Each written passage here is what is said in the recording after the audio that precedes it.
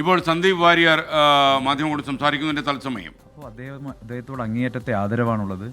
അദ്ദേഹത്തെ പോലൊരു വലിയ മനുഷ്യനെ വന്ന് കാണാൻ ഏറെക്കാലമായി ആഗ്രഹിച്ചിട്ടുള്ളതാണ്. ഇപ്പോഴാണ് സാഹചര്യം അനുകൂലമായിട്ട് വന്നത്. അദ്ദേഹത്തെ കാണാൻ സാധിച്ചു, അദ്ദേഹത്തിൻ്റെ സ്നേഹം അനുഭവിക്കാൻ സാധിക്കുന്നു. വലിയ സന്തോഷം. തീർച്ചയായിട്ടും സമസ്തയുടെ സംഭാവനകൾ അത് കേരളത്തിൻ്റെ ചരിത്രത്തിൽ രേഖപ്പെടുത്തുന്നതാണ്, സുവർണ്ണലിപികൾ രേഖപ്പെടുത്തുന്നതാണ്. അതുകൊണ്ട് തീർച്ചയായിട്ടും ആ ഒരു ആദരവ് കൂടിയാണ് ഞാനിവിടെ അർപ്പിക്കുന്നത്. വലിയ സന്തോഷമുണ്ട്. ഇന്നിവിടെ വരാൻ കഴിഞ്ഞതിലും തങ്ങളെ കാണാൻ സാധിച്ചതിലൊക്കെ വലിയ സന്തോഷമുണ്ട്.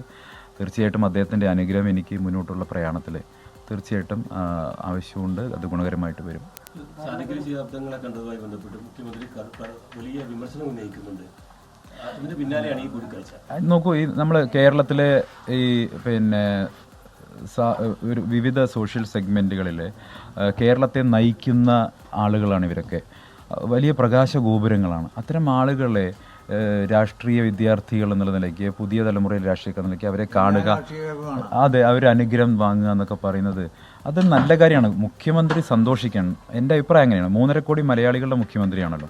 അപ്പോൾ നല്ലൊരു സന്ദേശം ജനങ്ങൾക്ക് കൊടുക്കുന്ന ഇത്തരം കൂടിക്കാഴ്ചകൾ, പ്രത്യേകിച്ച് മതനിരപേക്ഷതയുടെ, മതേതരത്വത്തിൻ്റെ, സാമൂഹിക സമരസതയുടെ ഒക്കെ ഒരു സന്ദേശം പുറം ലോകത്തേക്ക് കൊടുക്കുന്ന ഇത്തരം കൂടിക്കാഴ്ചകൾ നമ്മുടെ നാടിന് എന്തുകൊണ്ടും ഗുണമാണ്. ജനങ്ങൾ